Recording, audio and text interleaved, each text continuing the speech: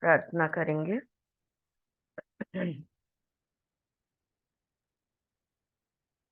ओम अस्तु मा सद्गमय तमसो मा ज्योतिर्गमय मृत्योर्मामृतं गमय। ओम शांति शांति शांति।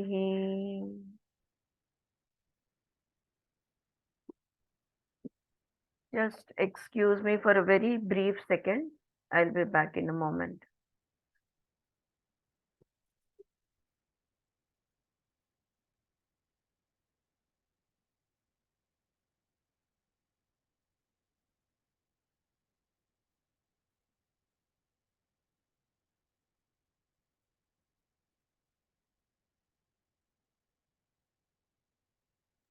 ममता मैम सब ठीक है क्या? All good. आप कैसे? पवित्र गई? हाँ, गई Saturday.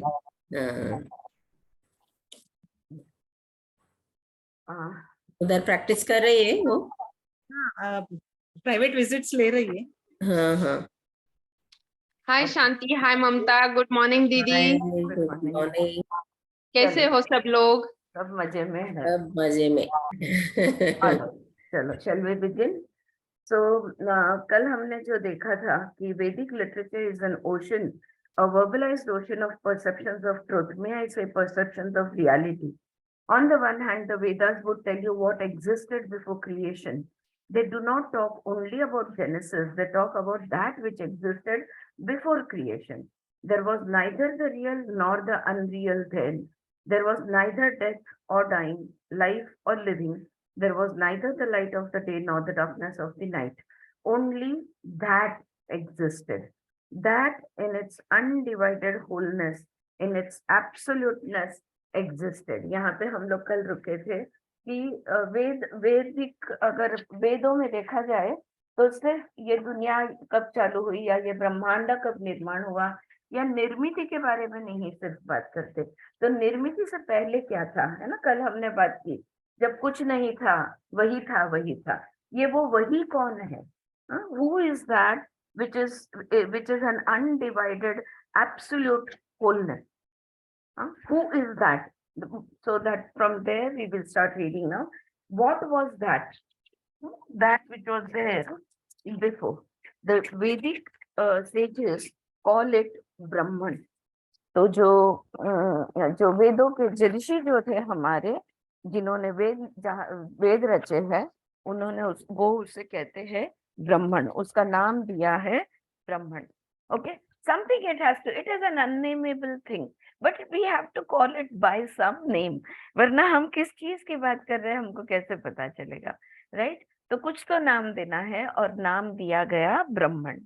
The Vedic sages called it Brahman. It's a very interesting word. Derivatively, it means that which is ever dynamic, that which ever recreates itself, that which is self-creative and self-sustained.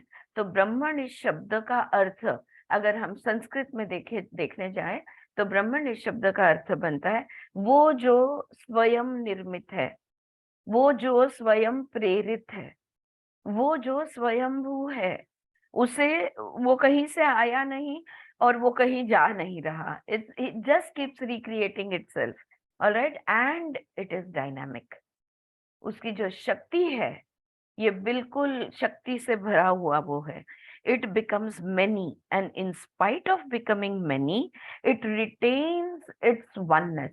तो ये जो ब्रह्मांड है ना, ये एक है, अकेले में से अनेक निर्मित होती है। We know there are many universes, right? So there are so many solar systems and so many universes. इतने ब्रह्मांड निर्मित किए हैं। हर ब्रह्मांड के अंदर एक सूर्यमाला है, उसमें एक ग्रह है, वो पृथ्वी ग्रह पे इतने जीवात्मा है। इतना कुछ निर्मित करने के बाद भी वो इतना भी कम नहीं हुआ।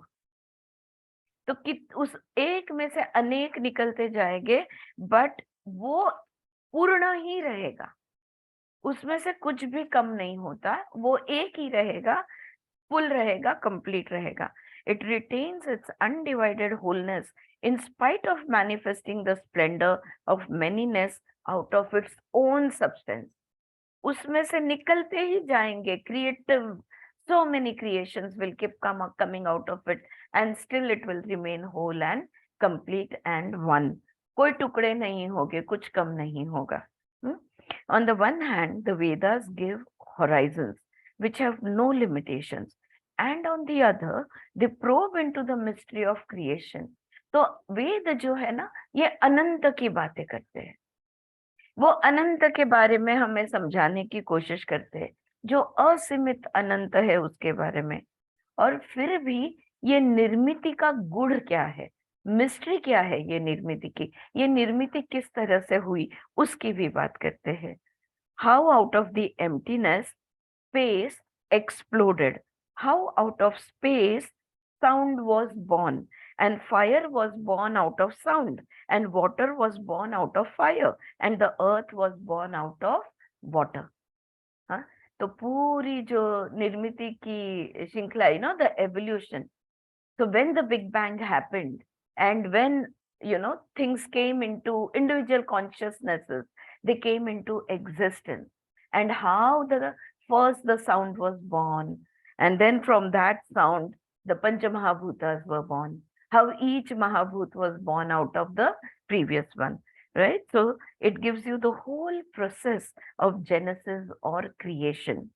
It tells you about the unicellular system becoming the multicellular system, about the mineral kingdom, the vegetable kingdom, the emergence of birds, creatures, animals, human species. सब चीज के बारे में वेद उपनिषद में हमें पढ़ने को मिलता है कि ये ब्रह्मांड की निर्मिति कैसे हुई, और फिर एक पेशीय जीव से अनेक पेशीय जीव कैसे तैयार हुए, फिर किस तरह से पहले सिर्फ मिनरल्स थे, उसमें से फिर वनस्पति हुई, फिर वनस्पति में से प्राणी, पक्षी, और फाइनली मनुष्य. तो ये जो पूरा थियरी ऑफ एवोल्यूशन है, ये बताया गया है. About sound getting converted into words. और देखो, पहले तो सिर्फ नाद निकला था, उस नाद में से शब्दों का जन्म हुआ, and words developing into languages, और शब्दों में से भाषाएं तैयार हुई. They talk about music. हाँ, म्यूजिक के बारे में बात करते हैं, सेक्स के बारे में बात करते हैं, द साइंस ऑफ जेनेटिक्स, हमारे डीएनए, हमारे जीन्स किस तरह से इवॉल्व होते जाते हैं, इसकी बात करते हैं. About economy, they also talk about money and how economy works, right, ये भी किए जाते. Education, astronomy and so on. That is why I called it N ocean. तो वैदिक लिटरेचर को मैंने सागर क्यों बताया, ओशन क्यों बताया, क्योंकि हर विषय पे इसमें लिखा गया है, हर विषय का अभ्यास इसमें किया गया है. But I am not here to elaborate about the expanse and the depth of the Vedas. तो वेद के बारे में हम अभी बात नहीं कर रहे. The genius of the Indian people consisted in developing the 6 systems of philosophy out of all this. वेद और उपनिषद जैसे कि हमने देखा, ये जिंदगी की अद्भुतता अनुभव करने के बाद स्पॉन्टेनियसली निकली हुई तारीफ है, निकला हुआ गाना है. जब हमें बहुत हमारा मन भर आता है, बहुत सुंदर चीज को देख लेते हैं, तो हम कविता ही करेंगे, हम भाषण नहीं देंगे, right? So it is a spontaneously what will come. Poems come, songs come, so they are expressions of expressing that beauty of creation. But बाद में जो आने वाले हैं, उनकी तो जिंदगी से डायरेक्ट एनकाउंटर नहीं हुआ, लेकिन जिनका एनकाउंटर हुआ है, वो क्या कहने की कोशिश कर रहे हैं, ये उन्हें महसूस होता है, और उन्होंने उन विषयों पे 6 सिस्टम्स, 6 टॉपिक्स उन्होंने तैयार किए, और वो थे हमारे षड दर्शन. तो ये कोई छोटी बात नहीं है. This is not a small thing to write something like a whole treatise on yoga or to write a whole treatise on Sankhya or Uttar Mimamsa or Purva Mimamsa or Vaisheshika Nyaya, and how they complement each other, writing about both sides of the coin. किताब के इस तरफ का भी description है और इस तरफ का भी डिस्क्रिप्शन है, both the sides. So it was a genius that was done, and the Gita is the sum and the substance of the whole Vedic literature. लेकिन ये सब ज्ञान जो भी कुछ है, ये ज्ञान का सार जो है, ये हमें गीता में मिलेगा. It is only 700 verses divided into 18 chapters in the framework of a dialogue between a teacher and a student who were most intimate friends. देखो सेटिंग कैसा है, सिर्फ 700 श्लोक है इसमें, 18 अध्याय है और गुरु और शिष्य का संवाद है. लेकिन ये गुरु और शिष्य जो है ना, इनमें एक खास बात है. उनकी खास बात ये है कि वो बहुत जिगरी दोस्त भी है, बहुत अच्छे दोस्त भी है. This crest jewel of the Vedic literature has been and is still very popular with people in every country of the world. The main concern of the Indians was liberation. देखो हमारे ऋषि मुनि और भारतीय तत्वज्ञान जो है, सबसे अधिक इनका अगर ये किसी चीज का अभ्यास करना चाहते हैं तो वो है मुक्ति का अभ्यास. लिबरेशन यानी मुक्ति. हम सब मुक्त होना चाहते हैं, right?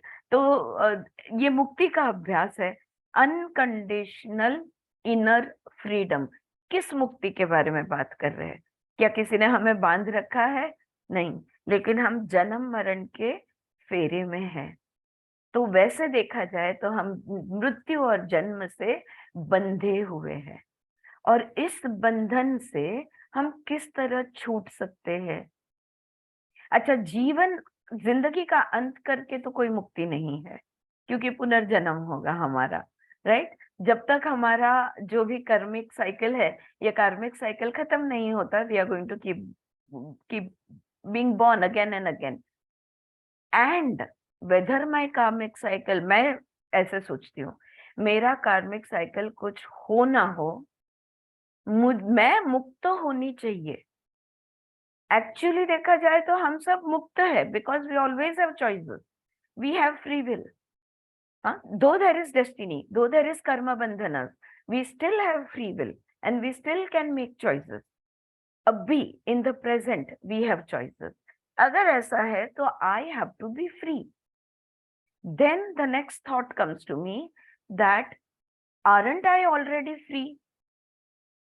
Why do I feel? Because I'm not feeling free, I'm feeling in bondage. I say that I'm not liberated. मैं मुक्त नहीं हूं क्योंकि मुझे बंधन महसूस होता है, मुझे फ्री महसूस नहीं होता, राइट?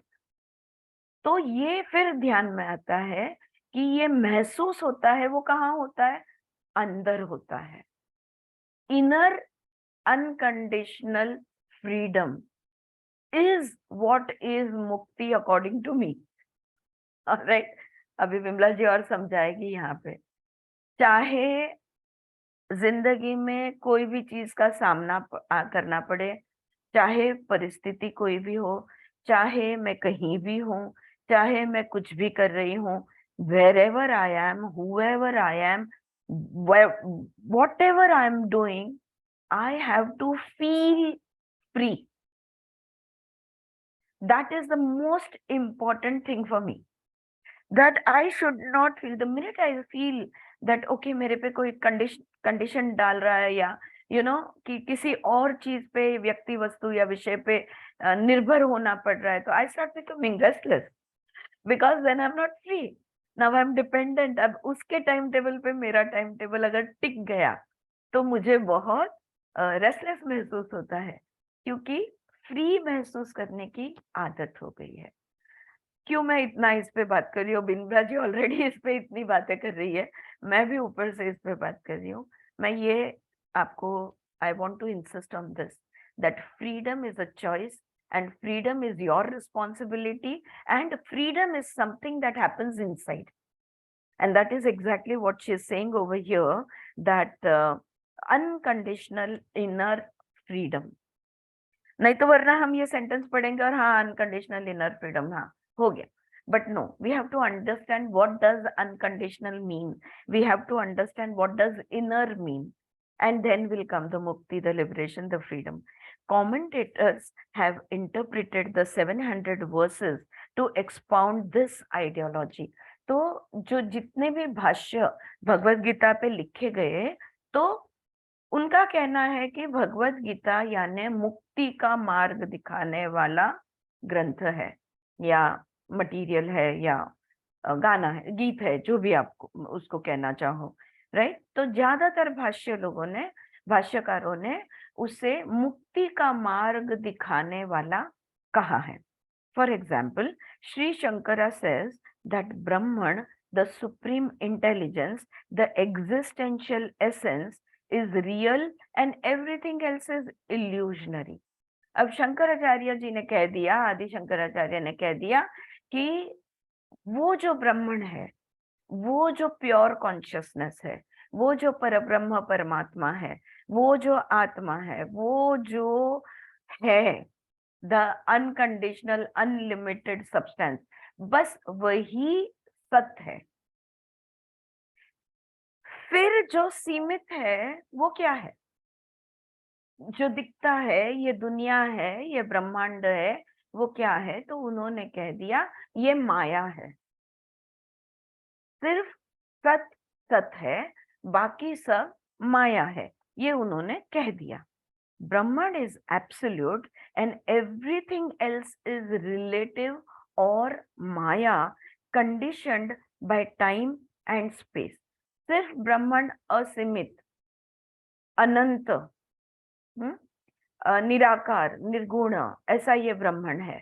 लेकिन बाकी सब कुछ है जो काल और स्थल से बंधे हुए हैं, काल और स्थल से सीमित है. फॉर एग्जाम्पल, हम सब जानते हैं कि हम ब्रह्मांड है, लेकिन हम किस चीज में बंधे हुए हैं? तो हमारे इस शरीर में. तो ये जो हमारा शरीर है, ये टाइम और स्पेस में लिमिटेड है, राइट. हमारा टाइम यहाँ पे गिना चुना है, ज्यादा दिन नहीं मिलने वाले यहाँ पे. और हमारा लिमिटेशन जो है, हम पृथ्वी पे है, लॉ ऑफ ग्रेविटी है, हम उड़कर कहीं नहीं जा सकते, हमको 2 पैरों से चलना होगा. So that is the limitations of time and space that is happening for us. Okay, Brahman is absolute and everything else is relative. और बाकी सब कुछ जो है ना, ये माया है, conditioned by time and space. According to him, the message of the Gita is a message of renunciation.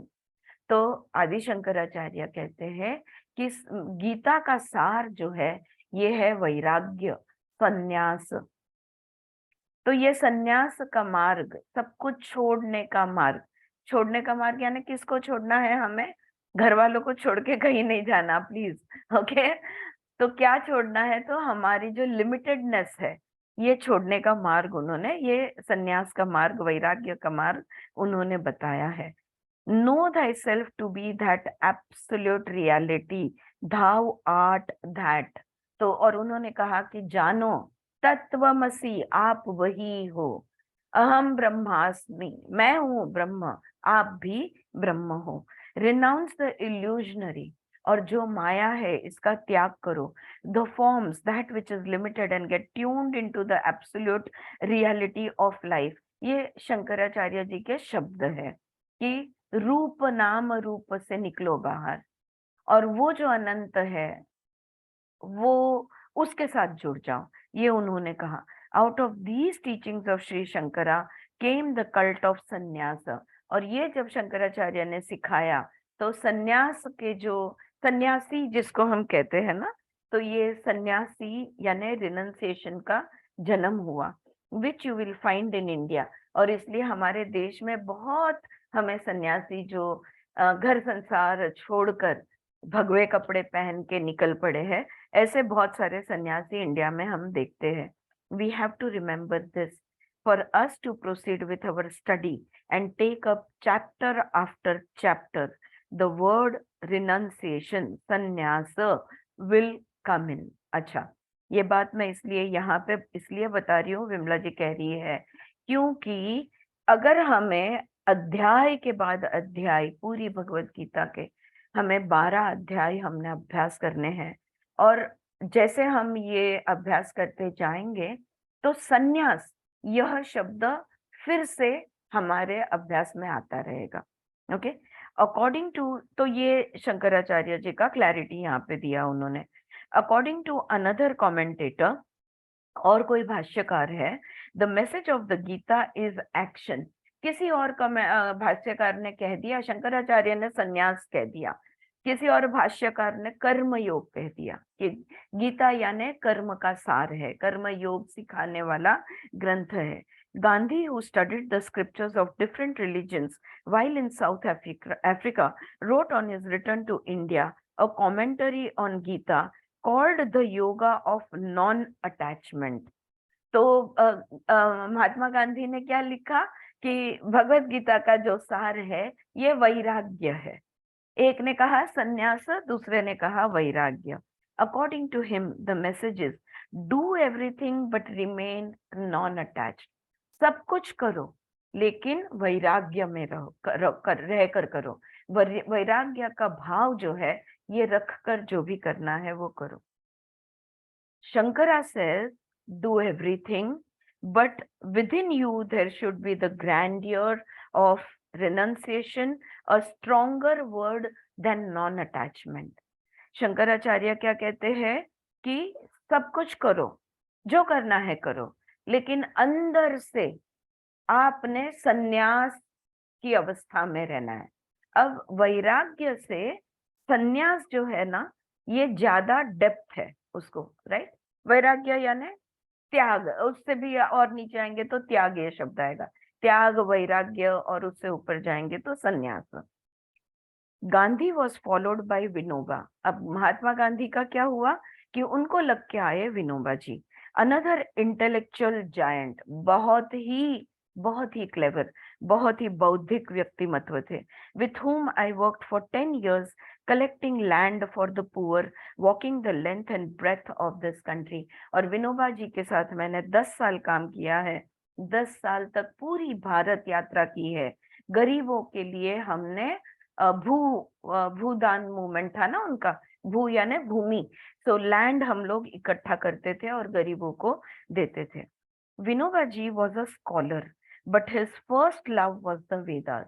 बहुत अभ्यासु थे विनोबा जी, लेकिन वेद तो उन्हें बहुत अच्छे लगते थे. He would get up at 2:30 in the morning. सुबह 2:30 बजे उठते थे and start singing the Vedas, the mantras, the hymn. और ये ऋचा गाना मतलब श्लोक, रुचा, ये वो 2:30 बजे उठ के वेद के बोला करते थे. I can hear them even now. और रोज मैं उनको सुनती थी, आज भी उनकी आवाज मेरे कान में है. According to him, the teachings of Gita are, और विनोबा जी के हिसाब से गीता का सार ये है, रियलाइज योर ओन नेचर. खुद को जानो, खुद के स्वभाव, स्व को जानो. According to him, realize your own nature, Brahma Vidya. Know and realize that you are Brahman, and then with the awareness of your own nature, plunge into the battle of relationships or do Brahma Vidya Yoga. तो विनोबा जी कहते थे पहले खुद को जानो, जानो कि तुम ब्रह्म हो, और एक बार तुम समझ गए कि तुम आत्मा हो, तुम असीमित हो, तुम अनलिमिटेड हो, तुम फ्रैगमेंटेड हो, तुम कंप्लीट हो, तुम होल हो. जब तुम्हें ये बात ध्यान में आ जाए, उसके बाद हर व्यक्ति वस्तु विषय के साथ संबंध जोड़ो और देखो तुम्हारी जिंदगी कैसे बिल्कुल अलग तरह की जिंदगी जीने लगोगे. When we start looking at everything from a space of wholeness, of completeness, आजकल बहुत सारे लॉ ऑफ अट्रैक्शन और उसको लग के बहुत सारे कोर्सेज लिए जाते हैं, और दो शब्द का उपयोग मैं सुनती हूँ, और उनमें से एक है अबंडेंस और दूसरा वर्ड है लैक। हाँ, अब लैक यानी अभाव और अबंडेंस यानी भरभराटी या बहुत कुछ होना। Whenever you are approaching something from a space of abundance, the law of attraction will bring whatever you want. कार्य पूर्ति तुम्हारी होगी ही होगी। लेकिन अगर तुम लैक से अप्रोच करोगे, अगर तुम अभाव से किसी चीज के पास जाओगे, तो एक तड़प सी रहती है अंदर, मेरे पास नहीं है, मुझे चाहिए। मेरे पास नहीं है, इस भाव से जब तुम जाओगे तो एक तड़प सी रहती है, एक एंजाइटी रहती है, वरी रहती है, और फिर वो जो भी कुछ आपको चाहिए वो और दूर भागता है। Because your own worries, your own anxieties becomes the roadblock to the approach of that thing. And this is what the law of attraction says, right? That you have to approach anything from the space of abundance. I will give you a very simple example, that if you keep saying, I want to lose weight, one example that they have given in the book, you know, The Secret. If you keep saying that I want to lose weight, you will put on weight. Because हमारे मुंह से, हमारे दिमाग से, हमारे विचारों से निकली हुई हर चीज को यूनिवर्स एक ही चीज कहता है, और वो है तथास्तु। क्यों आपका वजन बढ़ेगा? क्योंकि आप खोना चाहते हो। तो अगर बढ़ेगा नहीं तो आपकी चाह पूर्ण कैसे होगी, right? So the approach is, oh, I am so overweight and I want to lose weight. Oh, I am so poor and I want more money. So you are coming from a space of lack, and that is why it's not going to work. फिर हम कहेंगे यार जिंदगी बुरी है, यहाँ पे तो सबको सब कुछ नहीं मिलता, वगैरह वगैरह, you know, we will, अंगूर खट्टे हैं। But I already have something. I am complete, I am whole, I am healthy, I am wealthy, I am a beautiful person, I am a great, I am complete. And then you go and do take actions to get whatever more that you want to add to already what you have, then the scenario changes completely. All right, so how we approach something, अगर डर डर के किसी चीज के पास जाओगे तो वो तुम्हें भौं करने ही वाला है, लेकिन बिल्कुल शूरवीर होके जाओगे, अप्रोच करोगे, तो you will be able to communicate, you will be able to touch, you will be able to hold, right? So that is what here Vinoba ji was saying, that first know that you are whole and complete. You might be tall, you might be short, you might be old, you might be young, you might be this, you might be that, you might be great, you might be educated, uneducated, rich or poor, it doesn't matter. All of us, if you remove the exterior, from inside, सबका खून एक रंग का है। अगर haemoglobin के levels भी थोड़े नीचे ऊपर हो गए, फिर भी लाल रंग तो एक ही है, उसमें भी शेडिंग नहीं आएगा। उसी तरह हम सब आत्मा है। अगर मैं एक आत्मा बनकर आपको एक आत्मा समझकर कनेक्ट होती हूँ, अब अपना कनेक्शन कैसा है सोचो। अगर मैंने एक टीचर का अप्रोच लिया और आपको मैंने स्टूडेंट समझा, तो फिर हो गया ना? No, everybody, atma approaching from the soul, from the fact of being a soul, then everybody is on the same level. कोई ऊपर नहीं, कोई नीचे नहीं, कोई आगे नहीं, कोई पीछे नहीं, सब कुछ सही है। या तो दिस इज व्हाट, तो जो भी तुम्हें संबंधों में, तुम्हें जो भी समुंदर, 7 समुंदर पार करने हैं, यू नो, जैसे भी तुम्हें संबंध जोड़ने हैं, पहले आत्मा बनो, आत्मा करके दूसरे को अप्रोच करो, फिर संबंध, you know, plunge into the relationship is what she is saying. All right, here we finish chapter 1.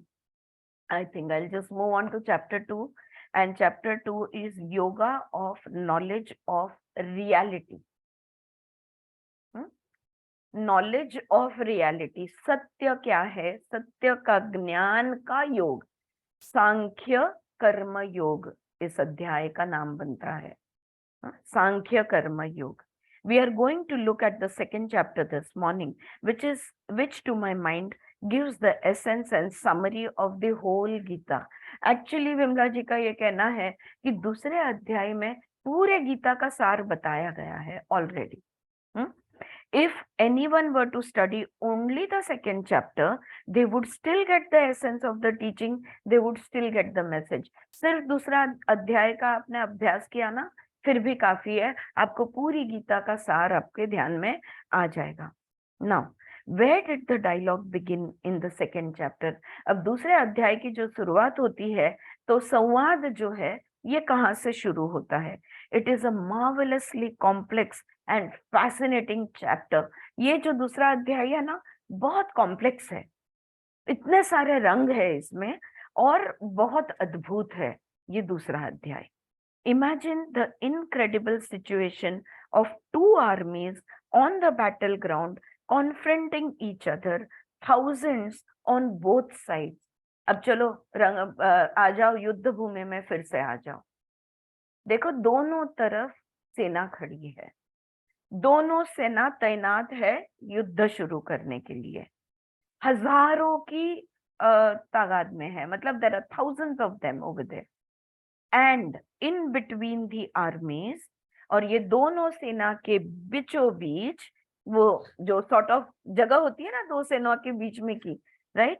बीचों बीच confronting and in between the armies, a huge chariot with 7 or 8 horses and 2 warriors in it, one standing and the other sitting. कल्पना कीजिए, दो सैन्य, हजारों के सैन्य एक दूसरे को आमने सामने खड़े हैं और उनके बीचों बीच 7 या 8 घोड़ों का एक बहुत बड़ा रथ खड़ा है, जिसमें 2 व्यक्ति है, एक खड़ा है एक बैठा हुआ है. Krishna is the chariot driver, और कृष्ण जो है ये उस रथ का सारथी है. He is standing and holding the reins of the horses and behind he is वो खड़े हैं और घोड़ों की लगाम कृष्ण के हाथ में है, वो खड़े हैं और उनके पीछे his and behind him arjuna, उनके पीछे है Arjun, the friend, the student, the ever tortured one with doubts and indecision. और अर्जुन उनके दोस्त है, उनके साधक है और त्रस्त है, बिल्कुल फ्रस्ट्रेटेड है, डाउट्स है, बहुत इनके संशय आ रहा है, बहुत शंकाएं निर्माण हो रही है इनके मन में, और इनडिसीजन, वो तय नहीं कर पा रहे, मैं भाग जाऊं या लड़ूं, मैं क्या करूं, लड़ना तो मुझे नहीं होने वाला है, मैं क्या करूं, मैं भाग जाऊं या नहीं भागूं, क्या करूं. तो ये इनडिसीजन लेकर वो खड़े हैं. That is the scene. If you can imagine it with me, it is a historical description. In fact, तो ये पूरा वो सीन है, ये ऐतिहासिक, और आपने जो लोगों ने महाभारत देखी होगी टीवी पे, you can literally imagine the scene as it were at that time. In fact, our own relationships are battleground. और अगर हकीकत में देखा जाए तो हमारे जो भी संबंध है ना, ये सारे संबंध भी बिल्कुल इस कुरुक्षेत्र की तरह है. To live is to be related, multifarious relationships. जिंदगी का नाम ही संबंध है. जीना यानी अनेक अलग अलग वस्तु, व्यक्ति, विषयों के साथ संबंध जोड़ना, उसी को जीना कहते हैं. You have to be related to nature. देखो प्रकृति के साथ हमारा संबंध है, टू द प्लैनेट, इस ग्रह के साथ है, the earth, the skies, the rivers, the oceans, the forest, नदी है, आकाश है, पृथ्वी है, पेड़ पौधे है, हर चीज के साथ हमारा संबंध है. You have to be related to the creatures, the birds, to the plant world, to fellow human beings around you, you know. बाकी प्राणी पक्षी है, बाकी लोग हैं, इनके साथ हमें संबंध जोड़े हुए रखना है। You have to be related to those whom you call your own. और ये सारे लोगों में से है ना, कोई लोग है, कुछ लोग हैं जिनको हम मेरे अपने कहते हैं, हाँ, जो एक ही माता पिता से जो मेरे साथ में आए हैं, या शादी से जिनके साथ संबंध जुड़े हैं, या जिनको मैंने पैदा किया है, you know, those who were born with us, those with whom we got soul connected, and then those with to whom we gave birth. So these are our near and dear ones. You have to be related to those you call your own. Life is relationships. आपण म्हणतो ना की नाती जोडणं हेच आयुष्य आहे. जिंदगी यानी संबंधों का जुड़ना. And the act of living implies the act of being related. और अगर संबंध अच्छे हैं तो हम जिंदगी जी रहे हैं. तो जीना उसी का नाम है जहां पर संबंध अच्छे बने हुए हैं. How to be related without losing your balance. लेकिन क्या ऐसा है? हाँ, हमारे सबकी जिंदगी में ऐसे बहुत संबंध है जिनके साथ बहुत गड़बड़ है, right? So how to be related. तो संबंध में रहना है, लेकिन बैलेंस भी नहीं खोना है. तो how to be related without losing your balance, without losing the inner integrity. अंदर से मैं जानती हूँ मैं आत्मा हूँ, मैं देव तत्व हूँ, मैं पूर्ण हूँ, लेकिन वो एक व्यक्ति मेरे सामने आ जाए तो मैं जानवर बन जाती हूँ, हाँ, या तो मैं मनुष्य रूप में आ जाती हूँ. हम ऐसा कह सकते हैं. I know I am a God. I know, that I have that God element within me. So sometimes most of the times I'm in the God element, but then sometimes I get converted into the human element, and that is when the conflict arises. So how do ये जो अंदर की integrity है, इसको कैसे maintain कर सकते हैं हम? Every imbalance is an impurity. ये जो वाक्य है ना, इसको अंडरलाइन कीजिए.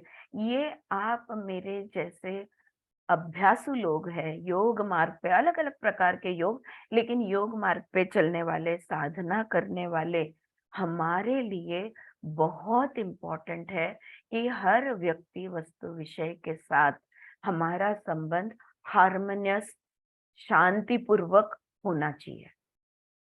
क्योंकि हमारे लिए इम्बैलेंस में होना यानी अशुद्धि होना. और अगर अशुद्धि है, अगर इम्बैलेंस है तो इम्प्योरिटी है. हाँ, अगर इम्बैलेंस है तो अशुद्धि है. अगर अशुद्धि है तो हमारा आध्यात्मिक अभ्यास, हमारी साधना, हमारी पूजा पाठ, मंत्र जाप, जप आजप, जो भी आप कर रहे हो, योग का जो भी मार्ग पे हो, ये पूर्ण नहीं हो सकता. इस पे हम आगे नहीं बढ़ पाएंगे. तो हमारे लिए बहुत इम्पोर्टेंट है कि हम इम्प्योर ना रहे, और उसके लिए हम बैलेंस में रहना हमें बहुत इम्पोर्टेंट है. There is no other impurity in life. जिंदगी में और कोई अशुद्धि नहीं है. संबंधों में तनाव होना, बस ये एक ही अशुद्धि है, और वो जो हमें इम्बैलेंस में डाल देती है. तो टू बी इन इम्बैलेंस, अगर हम समत्व में नहीं है तो हम अशुद्धि में है. तो समत्व में होना हमारे लिए बहुत इंपॉर्टेंट है. There is no impurity in life but to lose the spontaneous equipoise inside you. The equipoise of consciousness is virtue.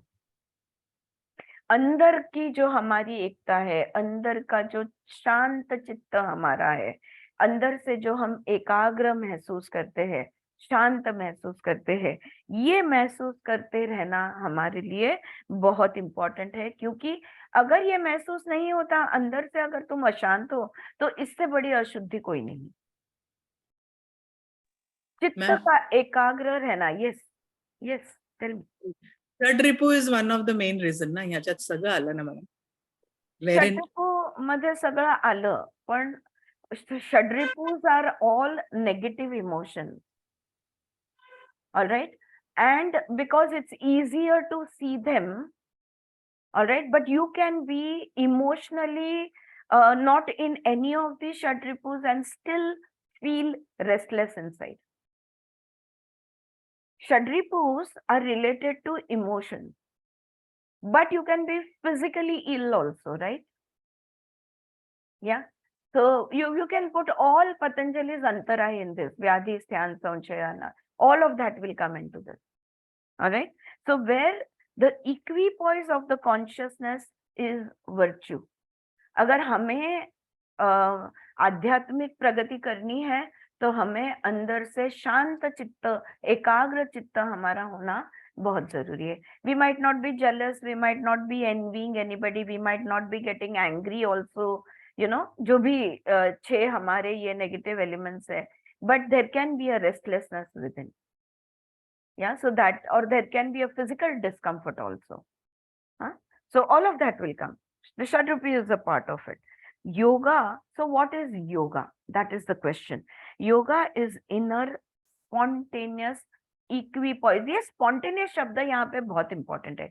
Equipoise तो हम समझ गए. Equipoise यानी क्या? Balance में होना. लेकिन ये balance प्रयत्न पूर्वक जबरदस्ती किया हुआ नहीं होना चाहिए. ये उत्स्फूर्त और सहज होना चाहिए. अंदर की शांतता मैंने बड़ी मेहनत से मैंने अपने मन को शांत किया है. अब तुम आ गए और तुमने मेरे मन की अशांत किए मन को इतनी मेहनत की थी, इसको अशांत कर दिया. It's all a game. You are in maya. All right. But सहज भाव, अगर हमारा अंदर से शांत चित्त, ये अगर सहजता से करना, सहजता में रहना, इसी को योग कहते हैं. It's a beautiful definition that she gives us here. Yoga is inner spontaneous equipoise in consciousness as well as outer balance in the sensual behavior involving your brain, which is also a sense organ, maybe a subtle one, a complex one, with millions of cells in it, implicating the whole neurological system and so on. सिर्फ अंदर से शांत नहीं, बाहर से भी शांत होना जरूरी है. अब क्या मतलब होता है बाहर से? अंदर से शांत, चलो आप फिर भी मेडिटेटर्स हो, आप समझ सकते हो कि अंदर से शांत, कोई विचार नहीं, कोई चल विचल नहीं, बस बिल्कुल चित्त हमारा शांत है, तो अंदर से शांत चित्त हो गया. बाहर से शांत यानी क्या? What do you understand by outer? What she's saying, outer balance in the sensual behavior involving your brain. इसका क्या मतलब होता है? Yeah, anyone wants to go for this? Answer this. What does it mean, an outer balance? Yes, Anju. In our relationships, in our day-to-day life, we do come across different relationships at different times. How we behave with them, and how we respond rather than reacting, how we respond to the situations. Right. That will depend upon our inner equipoise. All If right. we are internally very calm, Right. our response also will be very calm. Right. So outer balance in Hmm. sensual behavior. Hmm. Again, I'm repeating that term. Okay, Hmm. that's good. That's good. और कोई कुछ कहना चाहेगा? और कोई बताना चाहेगा outer balance का क्या मतलब होता है, स्पेशली जहां पे वो involving your brain which is also a sense organ. Madam, we do respond to so many negative things going around ना. मतलब मीडिया न्यूज हो सकता है या Correct. You are on the right track. Yes, Anju talked about relationship. You are talking about media. What are we saying? What are you saying? What is Anju saying? Okay, I'll come to it. All right. बाहर से आने वाली संवेदना जो है, जो भी information हम लेते हैं उससे भी हम अफेक्ट नहीं होना चाहिए. करेक्ट. तो वो जो स्टिमुलस है, चाहे रिलेशनशिप का हो चाहे मीडिया का हो, जो आपने एग्जाम्पल दिया, बाहर की कोई भी चीज मेरे दिमाग को आके खराब नहीं करनी चाहिए. If I put it in very raw language, all right? It's like Sthita Prajna. Yeah, but again, Sthita Prajna, we will be coming to that in that very book. higher state. Yeah, वो yeah. तो No, बहुत आगे no, की no. state है. Sthita Prajna applies everywhere, but that we have still, the meaning of that word is still very different. Oh. Simple चीज है, मेरी आंखें खुली है, मेरे कानों को सुनाई दे रहा है, मेरे नाकों को गंध आ रही है, मेरे पास स्पर्श शब्द ज्ञान है, स्पर्श रूप मेरे रस ये सारे इंद्रिय है. बाहर की कोई भी व्यक्ति वस्तु विषय के साथ में मैं इन मध्यम से जुड़ सकती हूँ. कर्मेंद्रिय, ज्ञानेंद्रिय और दिमाग, ब्रेन, राइट? हाँ, उससे मैं जुड़ सकती हूँ. जब मैं जुड़ती हूँ तब मैंने स्थिर रहना है. Simple. In either way, means in negative or in positive, means negative positive का कुछ सवाल ही नहीं आता. सामने से, मेरे सामने मैं कुछ भी then देखूं, I can see something very bad, I can see something very beautiful, I can see something very ugly, but my eyes remain non-responsive and calm. okay. तो आप जो मनीषा बोल रही है वो भी सही है कि भाई अंदर नहीं फर्क पड़ना चाहिए, बराबर है. लेकिन ये जो मैं, बिकॉज वी कीप बाहर की हर चीज हम पे प्रोजेक्ट होती रहती है और हम अंदर से उसको रिएक्ट करते हैं. So वो कंट्रोल होना चाहिए. नहीं नहीं नहीं कंट्रोल नहीं then कंट्रोल नहीं कंट्रोल नहीं, ऑटोमेटिक सहज. means सहज. हाँ, सहज. that is the beauty of this. All right, get it friends? Outer balance means मेरा जो ब्रेन है ना, इसको घड़ी घड़ी शॉक नहीं लगना है. शॉक देने की सब कोशिश करेंगे. कभी कभी तो ऐसा लगेगा कि बस स्पेशली मुझे ही शॉक देने आए हैं. हाँ, बस मेरा ही दिमाग खराब करने के लिए ये पैदा हुए. You might feel as bad as that and you still remain calm. Your behavior doesn't alter, and all this should happen easily on its own, spontaneously. Yeah, so that is what it means. Yeah, that was fun trying to understand inner equipoise and outer equipoise. So what is yoga? Yoga is spontaneous inner equipoise and outer balance which relationships require. चाहे तुम्हारी दोस्त हो, mummy हो, पापा हो, भाई हो, बहन हो, पति हो, बच्चे हो, सास हो, ससुर हो, ननंद हो, देवर हो, पता नहीं कितने संबंध हम लोग ने बांधे रखे हैं, गुरु हो, शिष्या हो, कोई भी हो, ये इनके साथ हमारा जब व्यवहार होता है, इनके साथ जब भी हम जुड़ते हैं, कहीं भी ट्रिगरिंग नहीं होना है. हमारा चित्त शांत ही रखना है. और यस, शुरुआत में प्रैक्टिस करनी होगी, शुरुआत में प्रयत्न करना होगा, लेकिन आफ्टर अ पॉइंट वो सहज भाव बन जाएगा. Effort is needed only and only till it becomes effortless. Afterwards it becomes a सहज भाव. कोई कुछ भी बोले, अगर देखो, अगर किसी ने मुझे समझो गाली दे दी, for example if somebody curses me and I become angry, what does that say about me? What does that say about me? It says that I believe in what they are saying.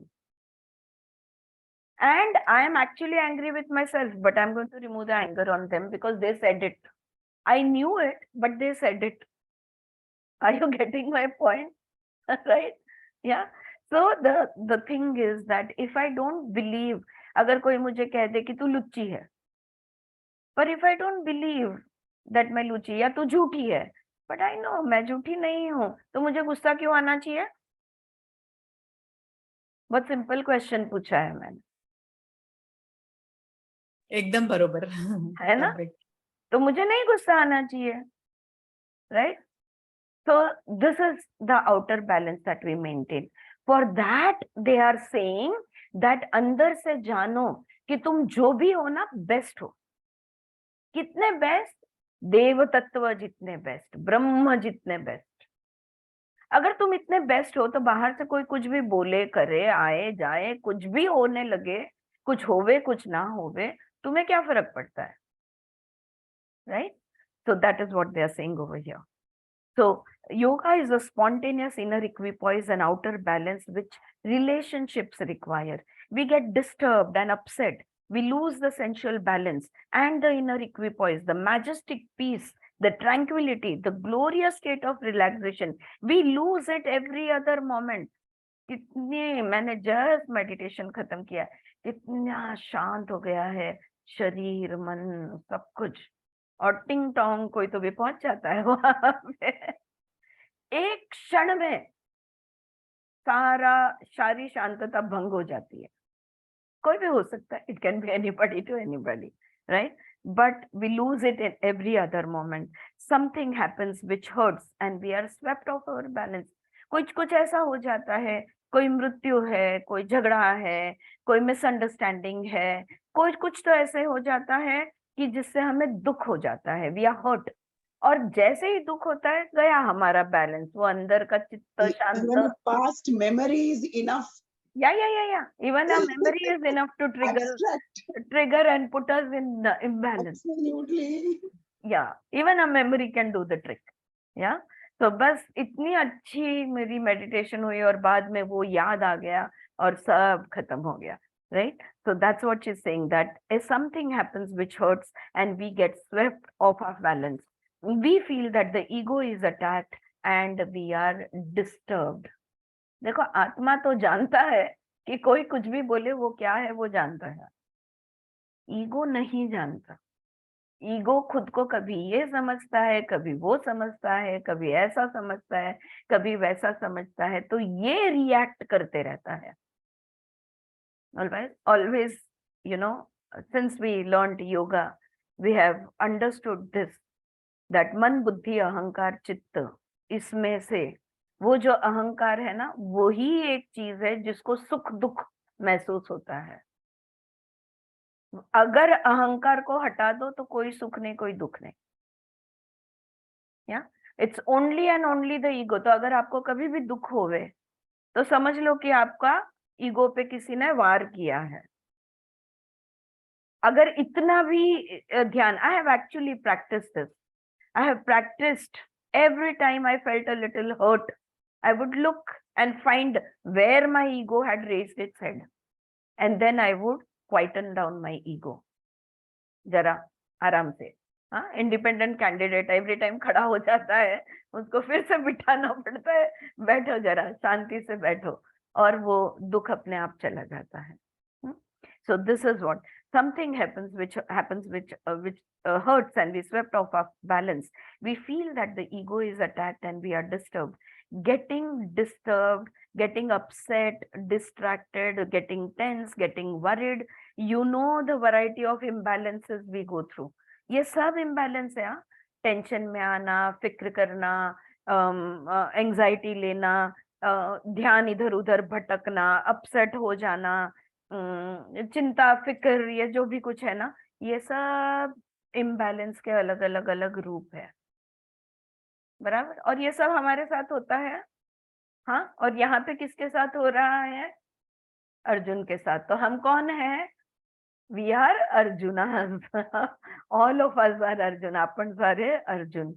And when we get overwhelmed by that imbalance, we want to turn away from the act of living, as Arjuna wanted to turn away from fighting from the balance, knowing fully well what this battle meant. He was a warrior. He had prepared for it. He had requested Krishna to come and help him. He had invited all his friends to join him. And then, when he came face to face with the facts, he wanted some excuse to turn away. और अंत में वो पूछती है, doesn't that happen to us? जब हमने, देखो क्या हुआ कि ये जो इम्बैलेंस है ना, जब भी हम बहुत ज्यादा इम्बैलेंस में होते हैं तो हमारा मन करता है कूद जाए, अब नहीं, ये जो बैलेंसिंग एक्ट है ये मेरे से नहीं होगा। We want to turn away. हमें जिंदगी छोड़ने के विचार हमारे मन में आते हैं। जैसे अर्जुना भाग जाना चाहता था, ये युद्ध उसने ललकारा था, वो पूरी तरह जानता था कि युद्ध का क्या मतलब बनता है, वो एक क्षत्रिय था, वो इस चीज के लिए तैयार था। उसने खुद कृष्ण को आमंत्रित किया था, अपने दोस्तों को आमंत्रित किया था, और जब अब आमने सामने आकर वक्त खड़ा है तो उसको कोई ना कोई कारण लेके यहाँ से भाग जाना है। इसके अंत पे बहुत अच्छा सवाल विमला जी पूछती है, doesn't that happen to us? हमारे साथ तो बिल्कुल यही होता है। हम सब जानते हैं, हमको सब पता होता है, हमने ही वो क्रिएट किया हुआ होता है, लेकिन जब आमना सामना होता है तब हम भी भाग जाना चाहते हैं। So how to retain the inner equipoise and the outer sensual balance and move through relationships, that is the crux of the whole philosophical problem. अगर ये तत्व ज्ञान का प्रश्न अगर हम कहते हैं इसे, तो वो अंदर का शांत चित्त और बाहर का हमारे जो इंद्रिय है, इनको बैलेंस में रखना और फिर संबंधों में से गुजरना, यही सारा तत्व ज्ञान का प्रश्न है। How to be aware of the absolute and remain in the limited. ध्यान कहाँ रखना है? अनंत पे। रहना कहाँ है? सीमित में। You want to remember the unlimited and you want to live in the limited world. How to be aware of the timeless eternity. हम सब जानते हैं time is an illusion. हमारे साइंटिस्ट ने प्रूव किया है, स्कूल में हमें सिखाया गया है, हमें प्रूफ दिया गया है कि देखो टाइम इज एन इल्यूजन। हम जानते हैं कि अनंत है, और फिर भी टाइम टेबल मेंटेन करना पड़ता है। टाइमलेसनेस को ध्यान में रखते हुए टाइम बाउंड रहना पड़ता है, and deal with time, with the moment, the hours. घड़ियां है, क्षण है, घंटे है, दिन है, युग है, सेंचुरीज तक। How to be aware of the time free easiness of life. कैसे मैं ये ऑल द टाइम ध्यान में रखूं कि ये जिंदगी जो है, ये कोई कल आज और कल नहीं है, ये अनंत है, ये नेवर एंडिंग है, ये कांस्टेंट है। इस पर मैं अपना ध्यान कैसे रखूं? इस चीज को विमला जी कहती है easiness of life. Life was कभी नहीं होता, लाइफ विल बी भी कभी नहीं होता, लाइफ को कोई काल नहीं है, लाइफ इज। एक ही टेंस है उसको, present tense, forever. so life is, and how to be aware of the time free easiness of life and move through the past, present and future. और फिर भी हम तो जो जिंदगी जी रहे हैं, इसमें कल था, आज है, कल भी होगा, और हमें इसी में से गुजरना है। लेकिन इसमें से जब गुजरते हैं, तभी वो अनंत का ख्याल हम कैसे रखें? Right? How to remain timelessness, free from the time issue. Yeah, that is the question Krishna is going to take up in the second chapter. देखो, इसलिए वो कह रही है कि दूसरा अध्याय जो है सारा गीता का सार है। सीमितता में रह के, मनुष्य शरीर में रह के मैं देव तत्व में कैसे रह सकती हूँ? How should I manage that? Limitedness में रह के ध्यान अनलिमिटेड पे कैसे रखना? टाइम बाउंड रह के टाइमलेसनेस का ख्याल कैसे रखना? ये यहाँ पे कृष्ण हमें बताने वाले हैं। But look at the way he takes up. लेकिन देखो किस तरह से, कृष्ण जो है ना, he was one of the greatest teachers. I think she only said it somewhere over here. One of the greatest teachers that to have walked on this earth. The other two teachers are Jesus Christ and Gautam Buddha. Three greatest teachers to have walked this earth. And ये देखो, हमें वो मार्ग जो दिखाते हैं, कृष्ण जो guidance देते हैं, इस सवाल का जो जवाब देते हैं, कितनी खूबसूरती से देते हैं। कहते हैं, arjuna, you are grieving over that which does not deserve to be grieved over. Arjun, तुम उस चीज का दुख मना रहे हो जिसका दुख मनाने की जरूरत ही नहीं है। You are giving me a talk about the ills of the battle, the ills of violence, of conflicts. You say that you are not going to get anything out of the victory. You are telling me about all this like a scholar. Look, my dear friend, one who understands the nature of life does not grieve over the things that you are grieving over, saying that you are not going to fight. तो पहले ही कृष्ण उसे क्या कहते हैं कि तुम उस चीज का दुख मना रहे हो जिसका दुख मनाने की जरूरत ही नहीं है, वो दुखी होने के लायक की चीज ही नहीं है। तुम मुझे बता रहे हो, प्रवचन दे रहे हो तुम मुझे कि युद्ध कितना बुरा है, हिंसा कितनी बुरी है और झगड़े मतलब नहीं होने चाहिए। You see that you are not going to get, और वो तुम कहते हो कि इसमें से जो विजय मिलेगा वो विजय को क्या मतलब होगा। हाँ, ऐसे युद्ध में से आने वाला जो विजय है, जो जय है, उसका मैं क्या करूंगा। ये सब मुझे तुम स्कॉलर की तरह, एक टीचर की तरह, एक प्रोफेसर की तरह सब बता रहे हो। लेकिन मेरे प्रिय, मेरी बात सुनो, जो जिंदगी को जानता है, नेचर ऑफ लाइफ, ये लाइफ क्या है, ये जो समझ गया है, वो कभी किसी चीज का शौक नहीं मनाएगा। Are you getting what he is saying over here? आ रही है बात ध्यान में? क्या शब्द हम कहते हैं ग्रीविंग को, शौक मनाना कहते हैं ना, दुःख करतो ना आपण कुठल्याही गोष्टीचं। अगर जिंदगी को अच्छी तरह हम समझ गए तो हम कभी दुखी नहीं होंगे, हम दुख में पड़े नहीं रहेंगे। We will not be grieving, and and saying life does not grieve over the things that you are grieving over, saying that you are not going to fight। और तुम ये कभी नहीं कहते कि मैं युद्ध नहीं कर सकता, अगर तुम जिंदगी को समझते तो। I know it's a little it's sounding very philosophical over here, but we will come to the practical of it। देखो, on the one hand you say to me that I should teach you। देखो, एक तरफ तो तुम मुझे कहते हो कि कृष्ण आप मुझे सिखाओ, आप मुझे बताओ। यू से I am your teacher, come and teach me. आप मुझे कह रहे हो तुम मेरे गुरु हो, तुम मेरे शिक्षक हो, आइए प्लीज मुझे सिखाइए। You are turning to the inward intelligence in you. तुम अंतर्मुख हो रहे हो फॉर सॉल्यूशंस, और तुम उपाय ढूंढ रहे हो to your embarrassment. And what is the precondition? You say I am not going to fight. Tell me what to do, but I won't fight. Don't ask me to fight. Tell me anything else to do, but not that। आप कह रहे हो कि देखो तुम मेरे गुरु हो कृष्ण, तुम मुझे बताओ कि मैंने क्या करना है, तुम मुझे सिखाओ, तुम मुझे समझाओ, आप कहते हो। लेकिन उसको एक कंडीशन अप्लाई डाल दिया है वहां पे, लेकिन मैं युद्ध नहीं करूंगा, लेकिन मैं शस्त्र नहीं उठाऊंगा, हाँ, लेकिन मैं फाइट नहीं करूंगा।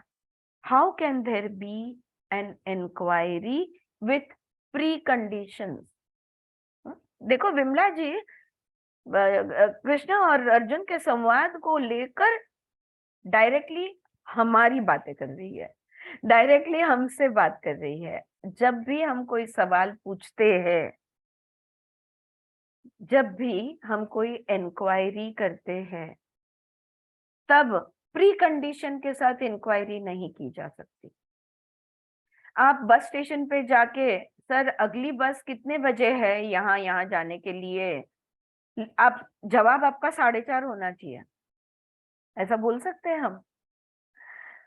We can not put conditions to it. Please tell me what time is the bus, provided this. तो हम भी यही करते हैं, हम पूछते हैं सवाल और फिर पहले से हमारी प्री कंडीशन होती है। लेकिन देखो, ये नहीं बताना, वो नहीं बताना, यहाँ से ये एंगल से जवाब नहीं देना, वो एंगल से जवाब नहीं देना। How can there be an inquiry with preconditions? Can an inquiry be conditioned? Can there be a way of learning and discovering the truth without upsetting my present way of living? सत्य क्या है मुझे बताओ, सच्चित आनंद की स्थिति कैसी होती है मुझे बताओ। ये सब मैं जानना चाहती हूँ, लेकिन अब भी मैं जिस तरह से जी रही हूँ वैसे ही जीती रहूंगी। उसको आपने हाथ नहीं लगाना है, उसको आपने बदलना नहीं है, ये तो नहीं होने वाला। हाँ, अगर मुझे पता चल गया लॉ ऑफ ग्रेविटी है और ऊपर से उड़ी मारूंगी तो नीचे ही गिरने वाली हूँ, तो मैं पहले ही प्री कंडीशन नहीं डाल सकती ना, और मैं जंप करना भी छोड़ दूंगी। मैं गिरनी भी नहीं चाहिए, और कैसे ना गिरूं ये भी बताओ, सब नहीं ना हो सकता, राइट। हम लोग जब आध्यात्मिक मार्ग पे आते हैं तब मोस्ट कॉमन क्वेश्चन जो हम लेके आते हैं, हम जानना चाहते हैं हु एम आई, मैं कौन हूँ।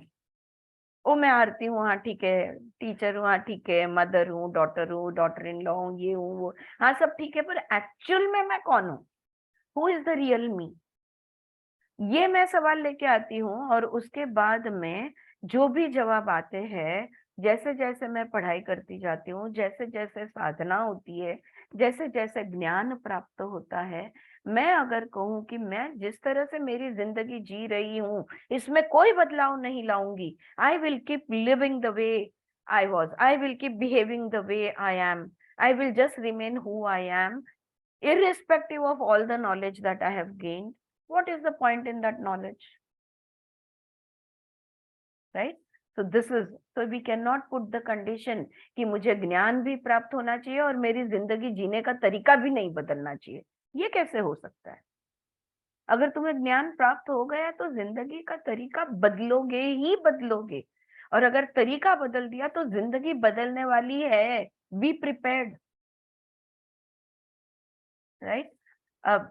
You know, I have been teaching yoga for quite a few years, और students ये सवाल लेके आते थे, you know, कि I'm sorry, I forgot my point. Something came to my mind and I got distracted. Anyway, we'll come back to it. Right. So, can there be a way of learning and discovering the truth without upsetting my present way of learning? Can learning, can inquiry, can discovery be launched upon with certain reservations and inhibitions?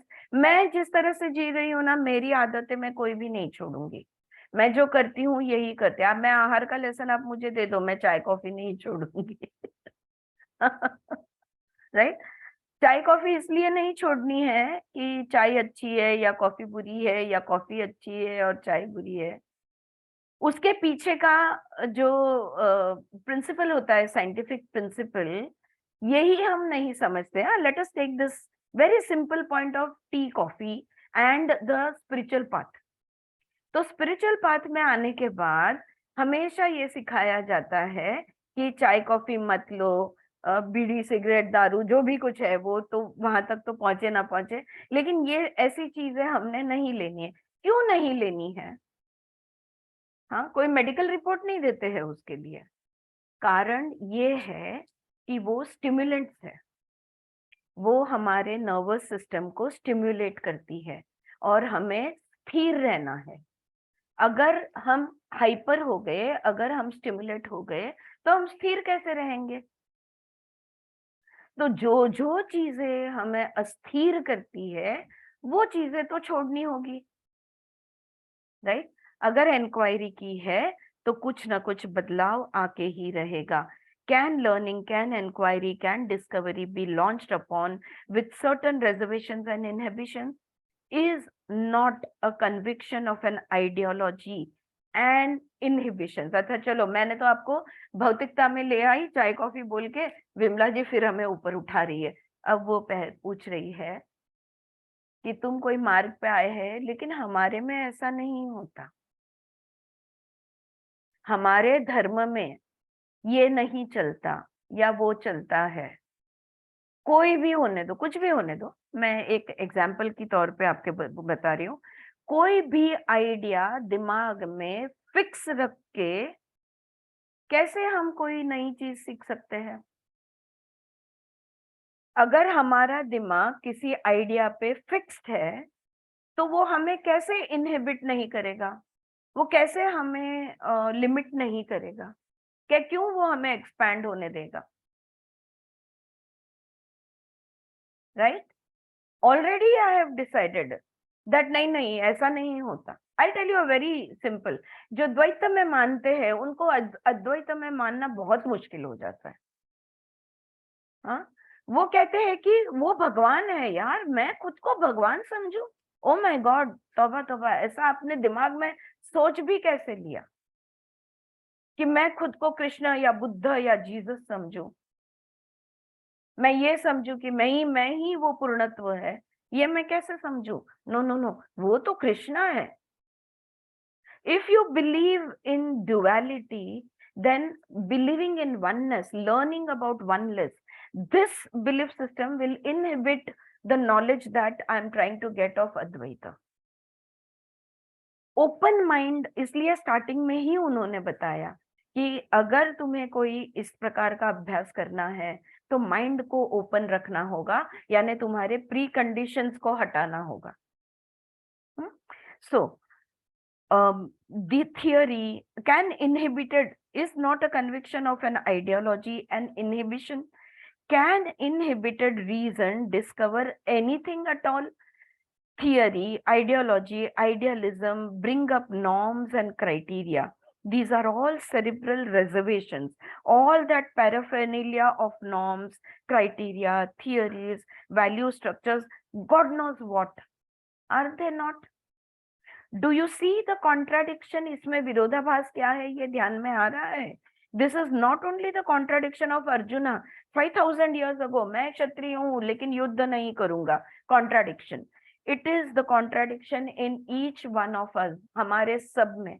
जब like I said in my first lecture, मुझे संस्कृत नहीं आती, मुझे भगवत गीता के एक भी श्लोक नहीं पता है, मैंने कभी इन्हें सुना बिना नहीं है, लेकिन मुझे ये किताब जब मेरे हाथ में आई, ये किताब का मैं एग्जाम्पल इसलिए दे रही हूँ, एक भी श्लोक लिखा नहीं है.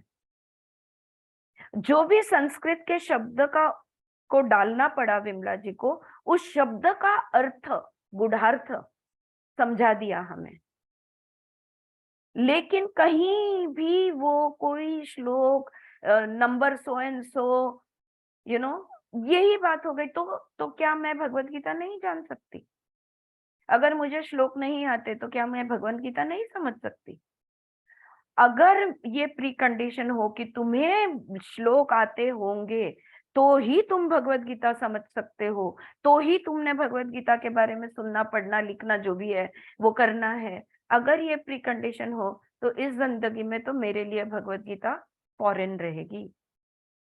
It will remain an unknown thing for me because I don't speak that language. लेकिन भगवत गीता का काम है, वो एक मैसेज है. निरोप म्हणतो ना, देवानी दिलेला एक निरोप आहे. It is a message given to mankind which is eternal in nature. कोई भी युग में ये पढ़ी जाए ना, अगर इसको समझा जाए, अगर इसको सुना जाए, तो I know many people all their lives in our families, आप भी जानते होंगे, अपने सारे घर में बुजुर्ग लोग हैं कि जो रोज एक अध्याय पढ़ते हैं, जो पारायण करते हैं, लेकिन उनके स्वभाव में इतना सा भी फर्क नहीं पड़ा है.